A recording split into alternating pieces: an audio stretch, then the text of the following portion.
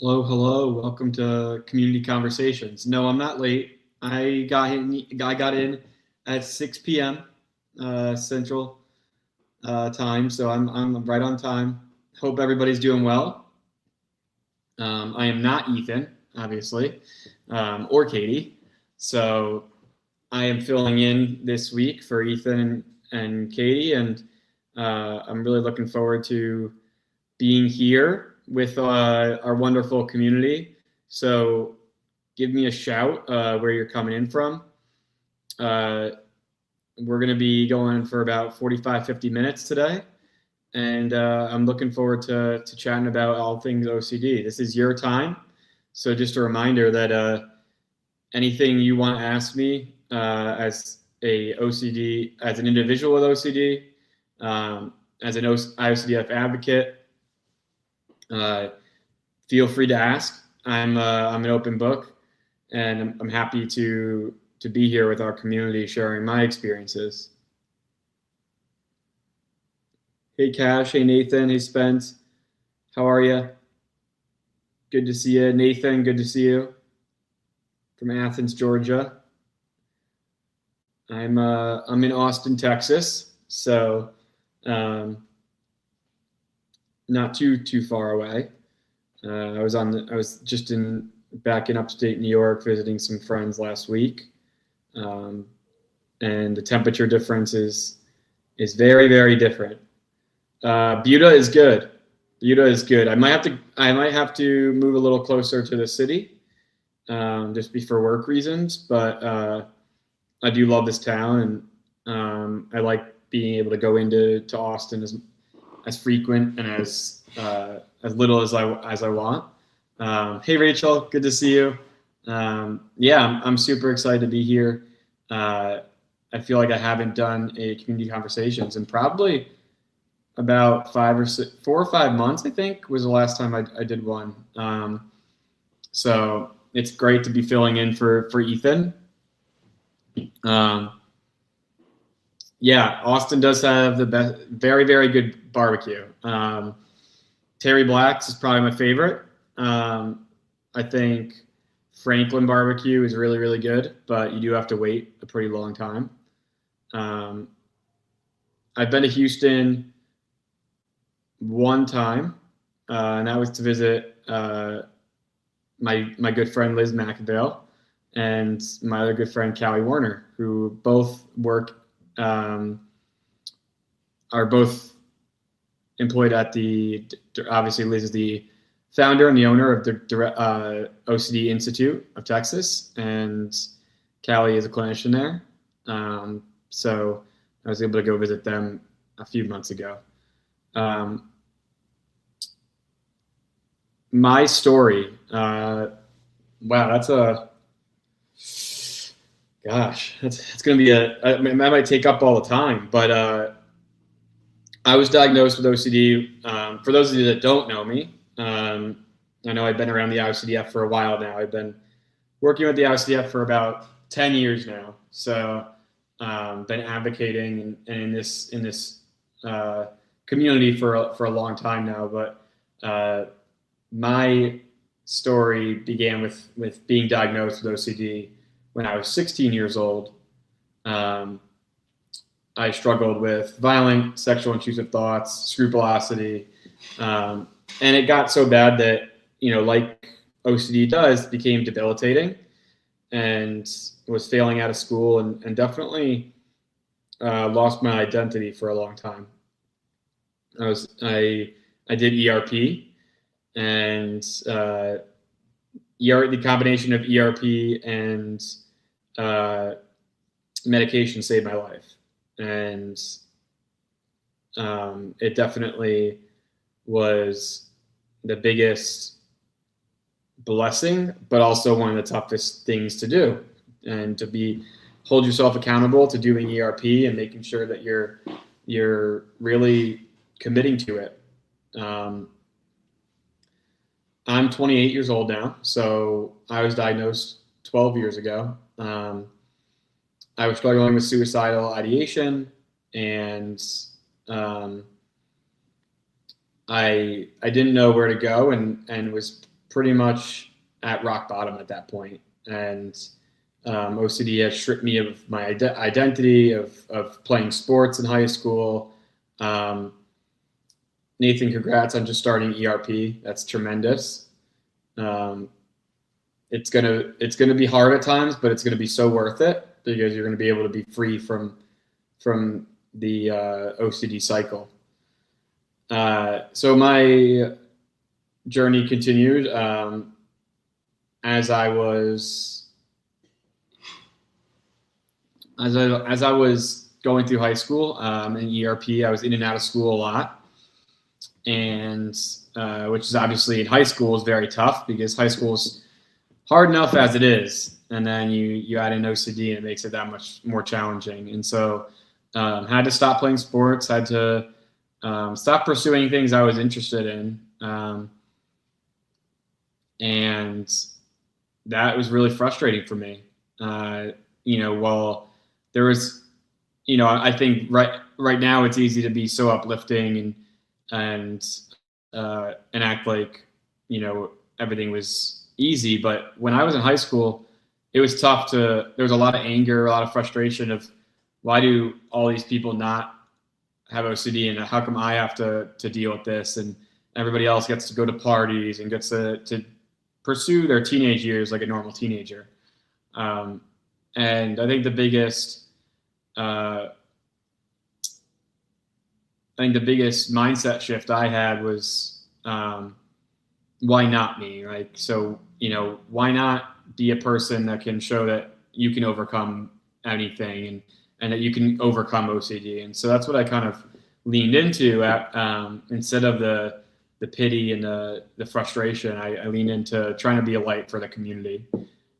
So I started speaking about my OCD when I was 16, shortly after I was in ERP, about almost 17 years old. At the Yale Child Study Center. I gave a small keynote to about 30, 35 people, and realized how much it helped me in my recovery to share my experiences and to help other families. And so I got to then go to the national conference, and that's when Chris Tronson found me. And I spoke up and gave a testimony when I was at one of his panels, and he said, "Hey, do you want to speak at the next national conference?" And the rest is history. I've spoken at the past 10 national conferences, and have dedicated a lot of my career in life to OCD advocacy and breaking down the stigma. I was in a situation, my platform kind of expanded when I was in a situation in college where I was abused by coaches, and used that national spotlight that I didn't expect to educate on OCD and to double down and use that platform for good instead of complaining, instead of trying to talk poorly about the adults that abused me, but rather actually use it for education for people that didn't know about OCD. And so that definitely expanded my platform a lot and put me in a position to educate more and more people.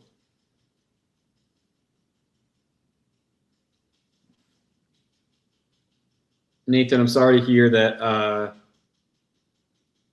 you feel like OCD has robbed you a lot of things in life, and it's true. Some of them you can't ever get back, and I think that's the toughest pill to swallow. It's the time that we lose to OCD. You can't get it back, but what you can do is focus on the time you're in now and make the most of that time, and that's been my focus. That's been my focus since I was diagnosed, got to a place where I lived I could live a not just surviving life, but a thriving life. And I think Now it's not. For a long time I was chasing the, how do I get all that time back? How do, I have to catch up to other people, and you just kind of realize over time that like our timelines are unique to our individuals, and if we can maximize the moment we're in right now and impact lives the best we can, then we'll like our time will be worth it, and it won't feel like we've lost so much time. But I definitely struggle. I actually submitted a talk with a couple others about identity and OCD, and for the national conference this year, because I think when we go into treatment, we're so hyper focused on ERP and working on our OCD, which as we should be, but sometimes it's really, really tough to afterwards figure out who you are when you get all your time back. Cash, I don't know if you're calling me a good fellow, but I think you're a good fellow too. Hopefully I am a good fellow. Try to be. Nathan, I think ERP will help academically 100%, actually. If you do ERP, you're going to get time back, and that's time back that you're not going to be compulsing. That's time back you can put towards your academics. So in return, you're going to see a better result. I know when I was in treatment, I was failing out of school, and then once I started doing ERP, I got well enough to go to college and ended up going to grad school, which was never a thought in my life. I was told by some teachers and clinicians that that I shouldn't go to undergrad, that I shouldn't pursue education because it was going to be too challenging. And I even have a comorbid diagnosis of OCD and ADHD too. So things are tough, but I think ERP gives us time back, and when we get time back, we're able to use it. We can use it to our advantage.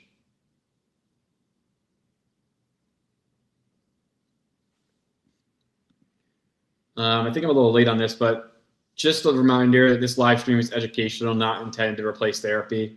For any treatment-related questions, please work with your provider or contact a local clinician. You can use the IOCDF's online resource directory at iocdf.org/find-help to locate a trained clinician near you. The IOCDF is not a crisis hotline, but if you're in a crisis or you're ever feeling suicidal or unsafe, please call the 988 Suicide and Crisis Lifeline by dialing 988. You can also access online at www.988lifeline.org. Go to your local emergency room or call 911. We want to create a safe space and be kind and respectful to everybody. And we're here to we're here to support everybody. Cash, though you can't see me. That's crazy. I can't afford that, man. Spence, yeah, I think it's a tough comorbidity. And it was tough to manage my medications at first, find a combination that works to get a stimulant and a SSRI. I struggled a lot with that. And now I've gotten to a place where I feel pretty good about it. Feel free to ask any questions you might have. I am an open book. I encourage you to ask away and bring anything you want to the table here.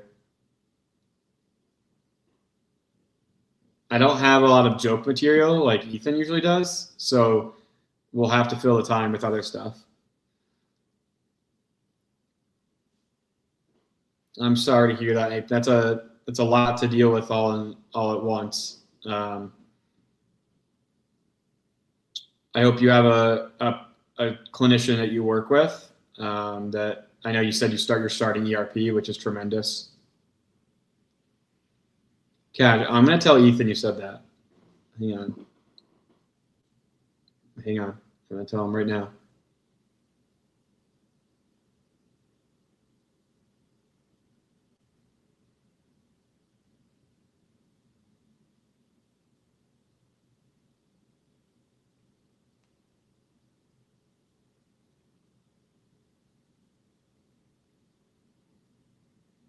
All right. I just texted him and said that Cash said that Ethan is not funny.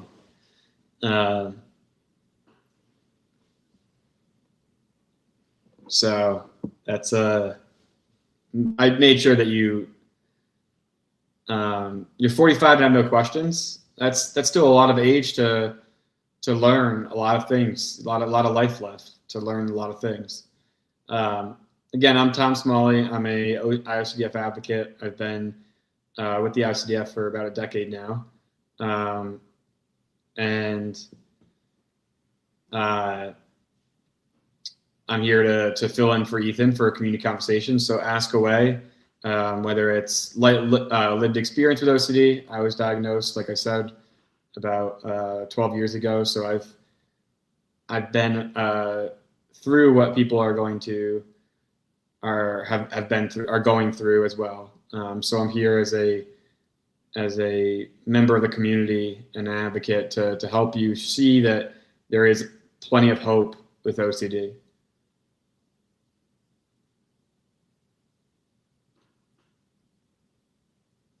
Hey, Tommy, how are you? Armin, I'm really sorry to hear about your pets passing away, and your parents and the health issues. I'm sending thoughts and prayers to you and your family during this time, but also I'm really sorry it's triggering your OCD and making things harder for you. It's very, very tough when we have different events that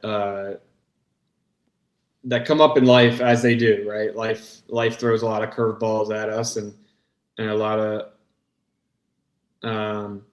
of unforeseen circumstances. And I think death of loved ones, of pets. I mean, my dog, like when my dog passed, like my dog was part of our family. It's not just a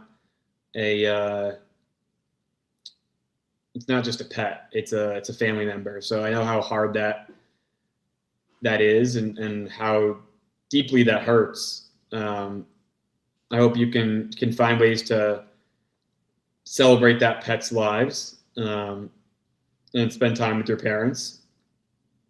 I think when things start affecting our OCD more and more, different events that occur in our lives, it's important to go back to our roots of ERP and ask ourselves how we can stick to our values and show up like we want to show up, not let OCD interrupt with those celebrations of life, of the animals, and that type of thing. But it definitely does get very, very challenging when things occur that make OCD more challenging. If I had a nickel for every one of my intrusive thoughts, those nickels would be contaminated. That's pretty good.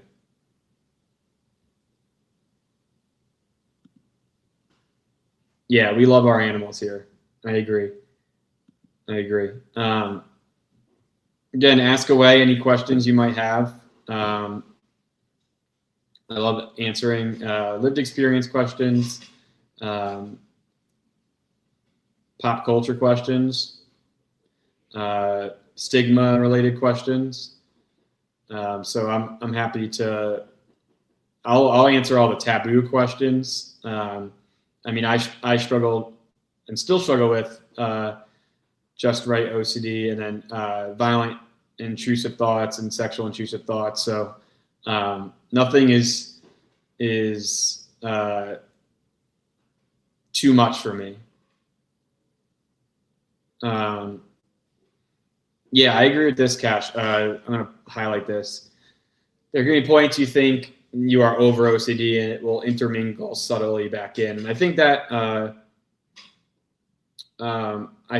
is really, really common.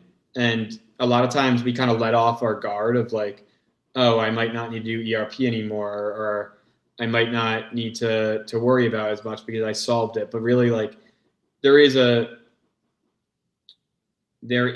a real maintenance that we need to do of ERP and making sure that we are on top of things and looking for those.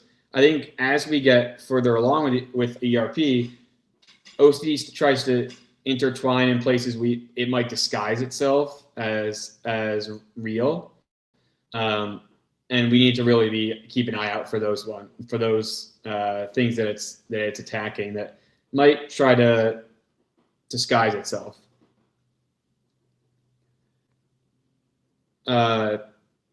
Tammy, OCD is ruining my daughter's life. Can't seem to find any help. Tammy, if you go to the iocdf.org/find-help, there is a resource directory. Let me see if I can put I just put the link in the chat. That's a really, really great place to start. Is the resource directory. If you look here, iocdf.org/find-help, we have a whole directory at the IOCDF of resources, clinicians,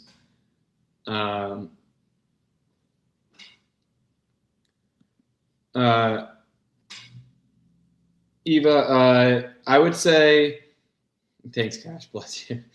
What do you think of psilocybin? So I'm not going to comment on medication treatment, like different treatments for OCD and what works. But what we do know, and it's not to push this away.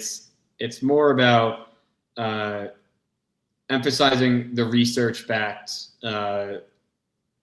treatment options, which is ERP and medication. But ERP is the gold standard of OCD treatment and the most widely researched. So I think it's very important to access ERP and find a provider that specializes in ERP.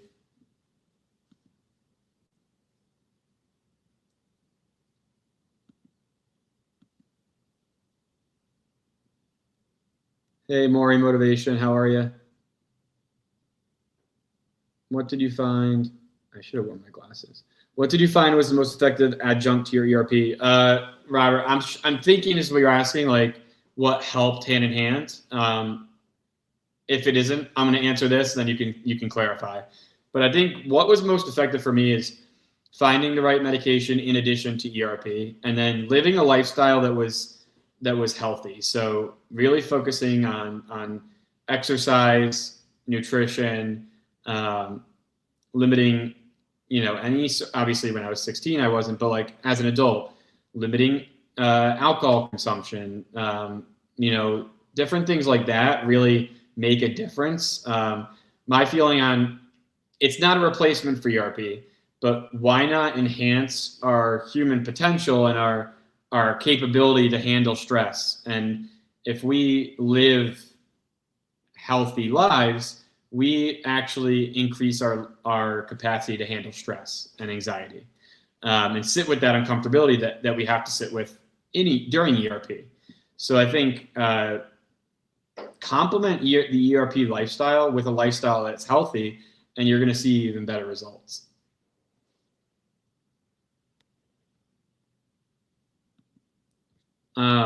Peter, I get what you're saying. I do want to emphasize that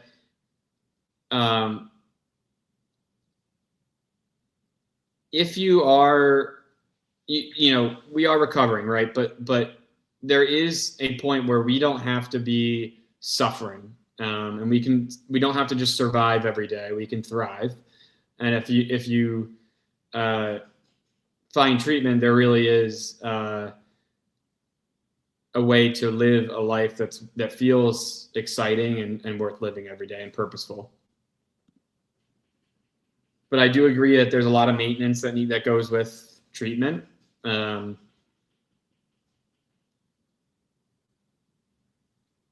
I think it definitely helps to keep in that maintenance phase of ERP, being mindful of where OCD is trying to disguise itself, because OCD is gonna, once we stop feeding that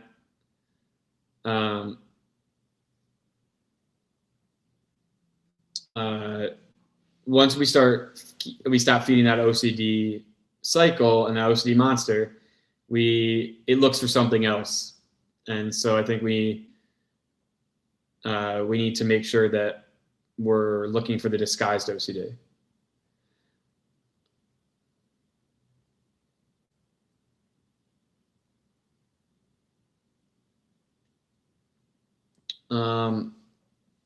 Tammy, I know the insurance, it's a lot. A lot of clinicians can't take insurance, and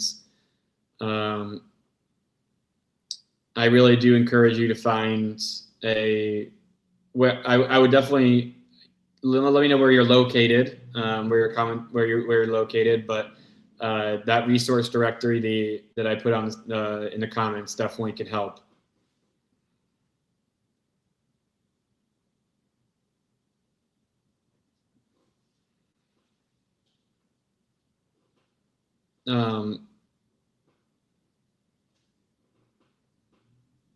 BD is much more stable, and yes, healthy eating and working out really helps me. Yeah, definitely. I'm glad to hear your BDD is in a place where you feel like you're managing it well.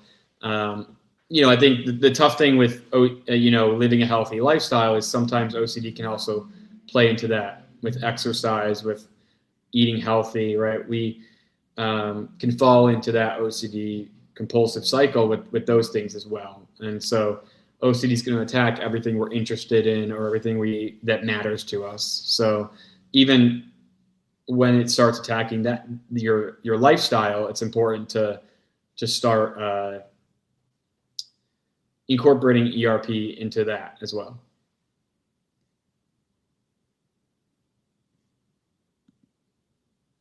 Armin, I hear that. I don't think people with OCD get enough credit for how tough they are and how much they push through. It doesn't go under unseen, I think, on my end. I mean, I know firsthand how it feels to be battling, and sometimes you think you're going to have a really good day after a few good days, and OCD strikes back, right? And I think it's not. I think it's really, really tough. I know right now you said OCD is making me not enjoy anything because it just attacks everything I do. It makes it miserable. Armin, are you in ERP? Because I think that would be a good first step. But I get it. OCD isn't going to attack something that we aren't interested in or that doesn't have any sort of purpose to us. It's always going to be something that matters to us, because then we're not going to give in.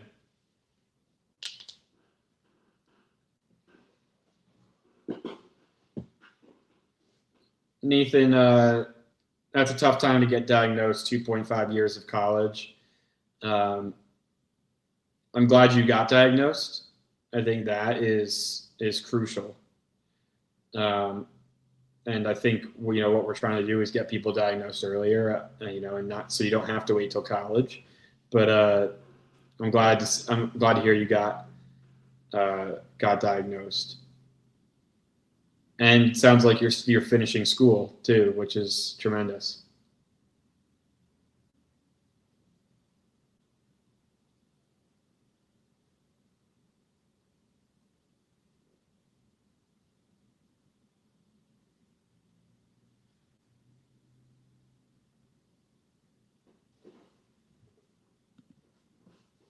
Armin, I hear this totally.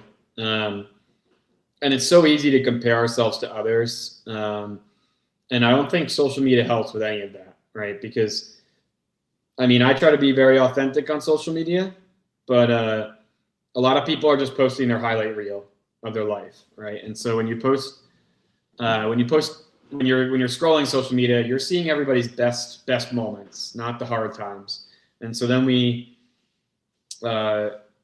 start comparing our worst chapters potentially to somebody's best chapters, and it gets really tricky for our mind to comprehend that. So I hear you, but your timeline is unique to you, and you're gonna be do a lot. You're gonna do a lot of special things in life, and it's gonna be within a timeline that is right for you. And I'm glad to hear you have hope, because there is a lot of hope, and it's just hard right now, right? It's sitting with that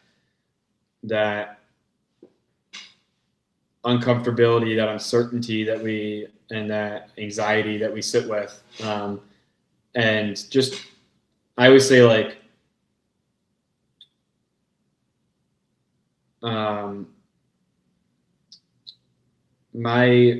I heard a quote one time that was like, hard decisions now lead for an easier life later on. Choosing the easy way out now creates a hard life later on.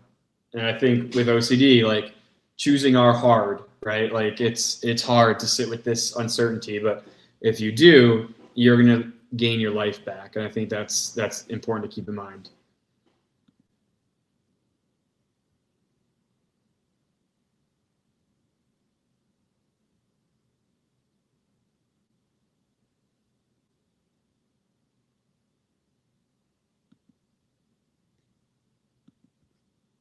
Hey, Zach, I do a lot of peer support for um, poor relationship with their body, and with movement and exercise. My work is more on the habit and performance psych side, not in the body dysmorphia and clinician side. So I would say, like, that would probably be, you'd probably be better off working with somebody that treats BDD. As far as trying to get back into meaningful movement and exercise, I think just starting small is the biggest thing.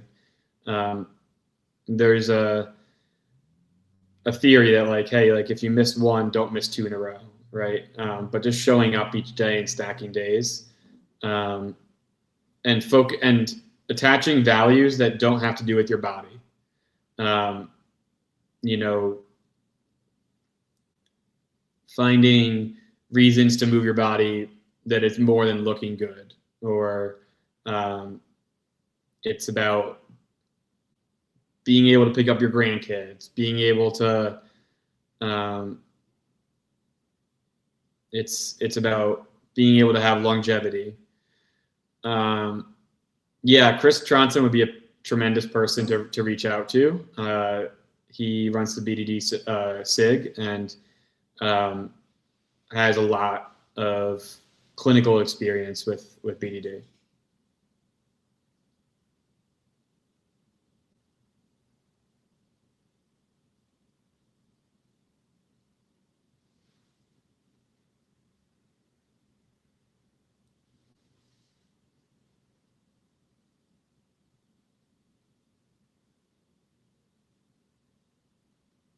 Yeah, that was just an example, Cash. I don't know. I was just trying to think of a purposeful meaning for exercise.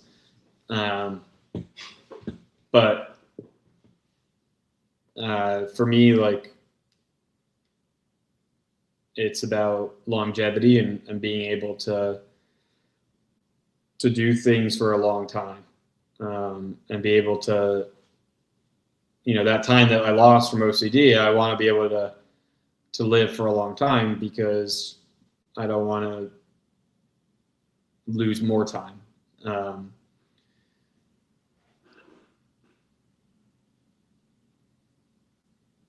Feel free to keep asking some questions, if you're with us and listening.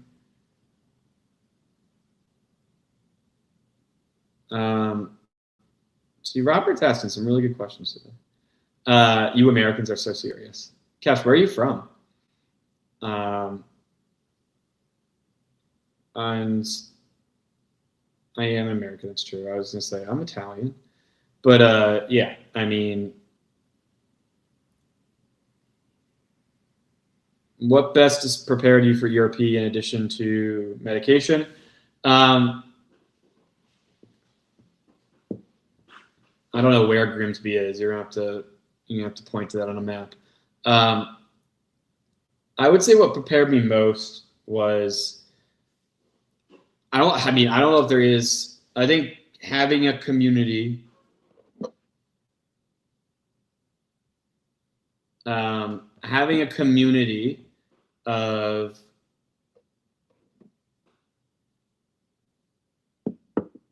people that deal with a similar thing and introduced me to ERP, so I wasn't going through it alone. Definitely helped a ton.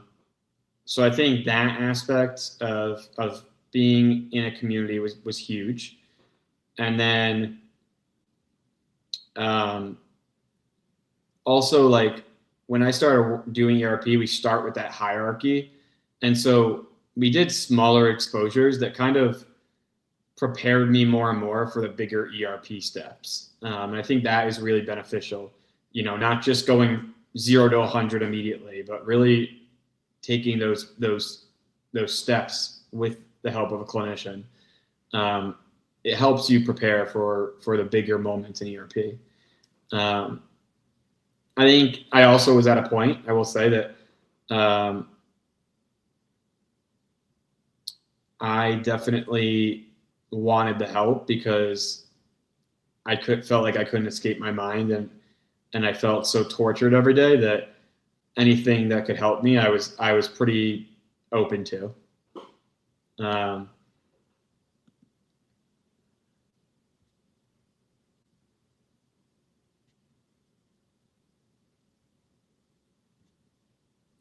Yeah, I think Maury, for me, having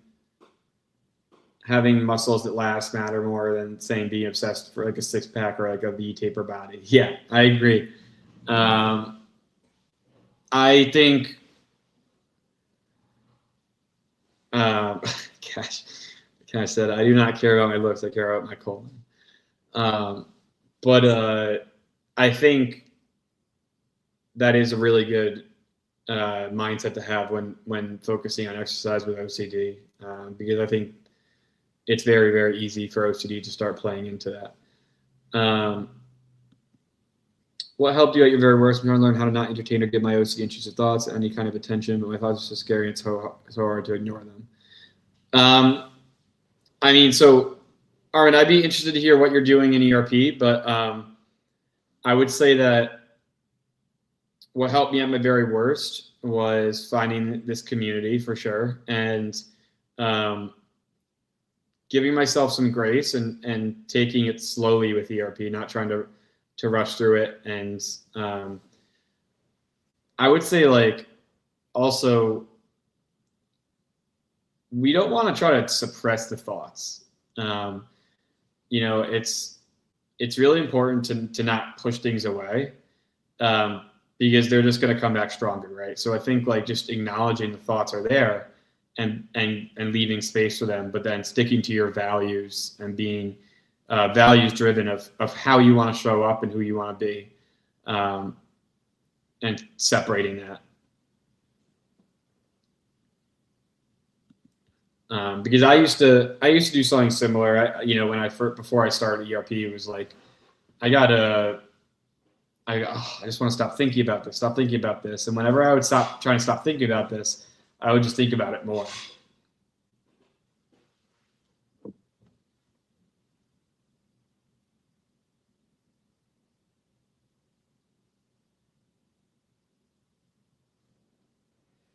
Right. Cash is right. If you push thoughts away, they go regroup.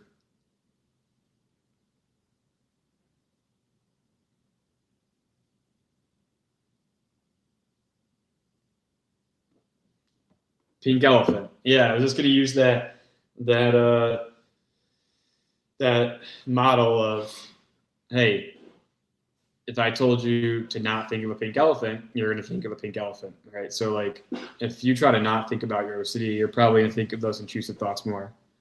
Tammy, I hope to see you again too. Thanks for being here tonight. I love filling in for Ethan and being able to share my experiences. I hope you got some help out of it, and definitely check out our resource directory.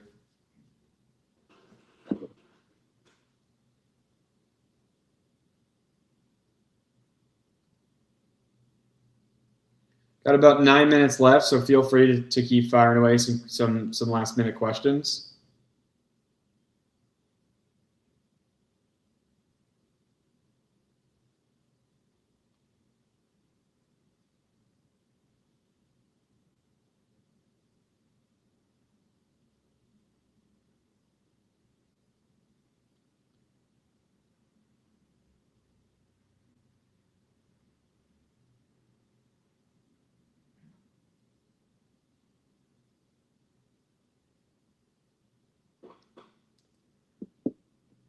Not related to OCD, but did you play sports, and what sports you into, if any?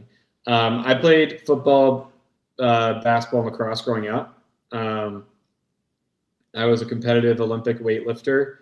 I still follow football and basketball pretty religiously. I really love. I'm a huge New England Patriots fan, so this weekend's a big weekend for us. And I compete now in Brazilian Jiu-Jitsu. And so that's been a lot of fun too. I never want to leave, Armin said, I never want to leave my animals, but today I did something fun that I wanted to do. And when a bad thought came up, I said, okay, that's nice. I'm on my event. I tried as best I could. I mean, big time snaps for that. Give yourself a big pat on the back. That's tremendous, man.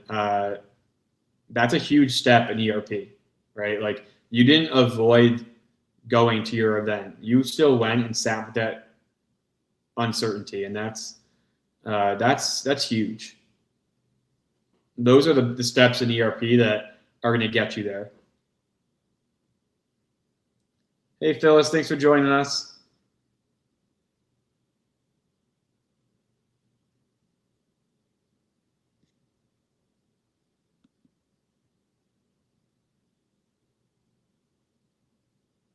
Well, I was answering it as a serious question. Sorry.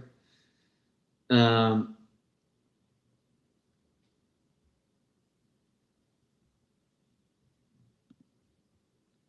they say don't push thoughts away and stay with the anxiety, it starts affecting my breathing and I can't concentrate. So how do I just sit with the anxiety?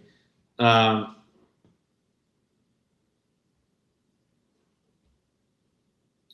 think for me, focusing on my breathing is a good way to sit with the anxiety. So having a longer exhale than my inhale and things of that nature, like there's good ways to do that. And so focus on your breath is actually a way to be pretty present in the moment.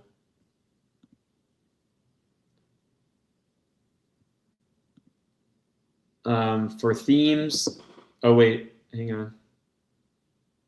Katie said, "Oh, Cash," to when I said Cash, said Ethan is not funny.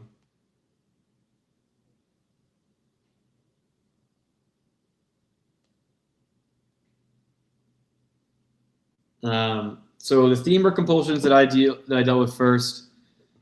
Yeah, I did have a compulsion with my seatbelt. I mean, I had a compulsion with like doing things until they felt just right. So it could be my seatbelt, it could be, closing a door, but I would do things in fives.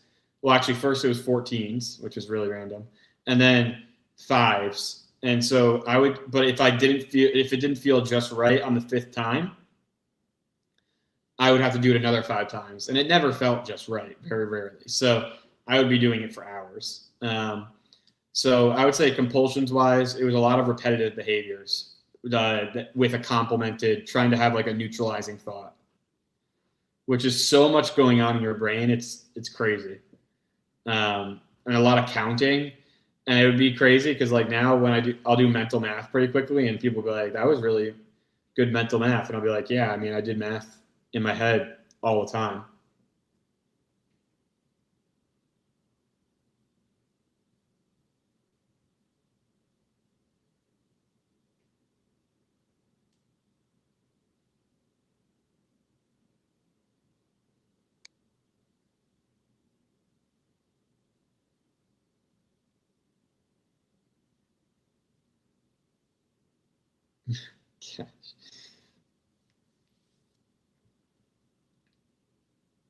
Yeah, Josh Hirschfield's mindfulness book is tremendous. Definitely recommend. Got about 5 more minutes. Feel free to keep asking some questions. Um, I'll try to get to any remaining questions that I have or that you may have.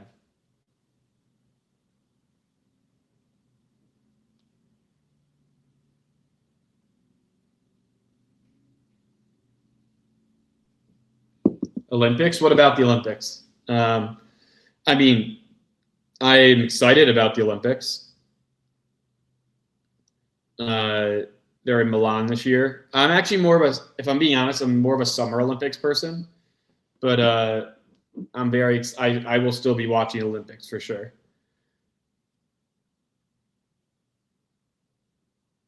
Yeah, Nathan, I think embracing imperfection is a really really good practice. Brene Brown. I'm going to look it up. Brene Brown. She has a book called The Gifts of Imperfection. Let go of who you think you're supposed to be, embrace who you are. And I highly recommend it. I'm actually going to.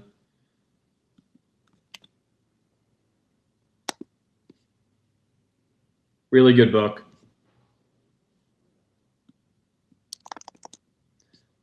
I should get like royalties on that. All right, Brene Brown, if you see this.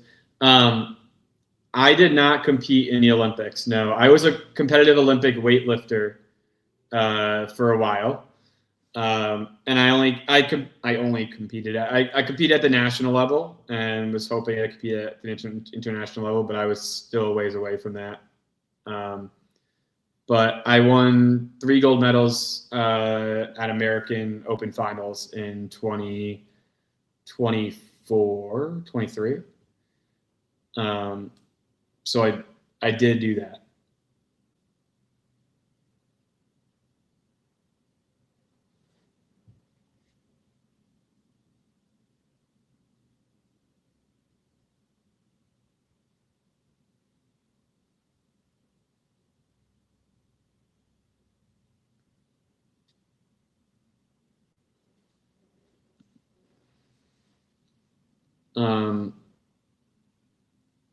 Keep asking some questions. We got a few minutes left. I'm here to, if you want to do a fast round of questions, I'm here to answer whatever you guys want with the remaining time. I won a badge on a treasure hunt once. That's probably more impressive than anything I've done.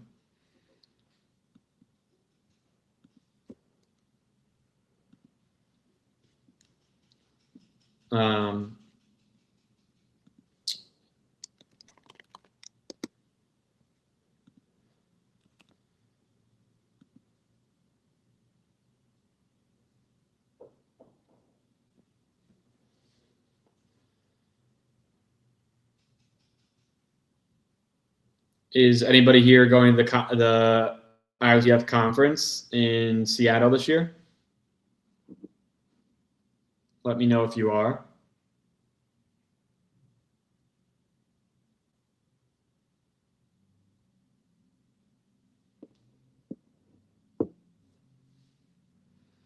Favorite grounding exercise is the 5, 4, 3, 2, 1 technique. So 5 things you can see, 4 things you can feel, 3 things you can hear, 2 things you can taste, 1 thing you can smell. That's really helpful.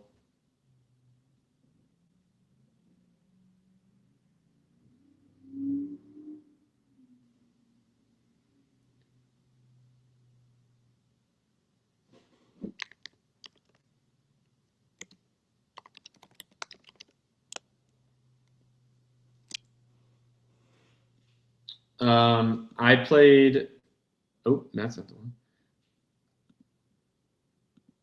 I played defensive back in football, and a little running back, but I like the defensive side of the ball way more.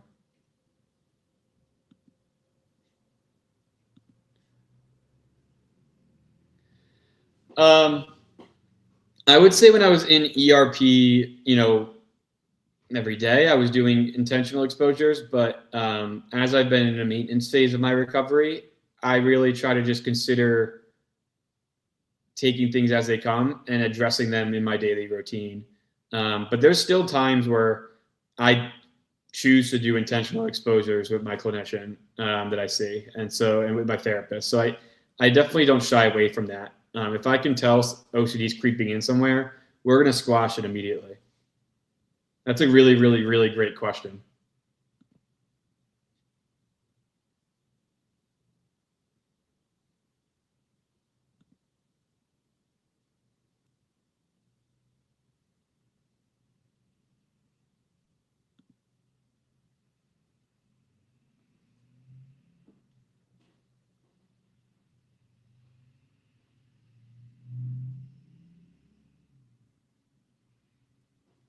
All righty, everybody. It was great being on here with you today or tonight. And I'm looking forward to hopefully being back on our community conversations again soon. Thanks for joining me today, and I really appreciate it. I hope you found some use and some help, and I appreciate everybody being here and asking great questions. And I'm sending everybody great vibes, and just understand that there is hope with OCD, and to keep battling, and that you have a wonderful community behind you and around you.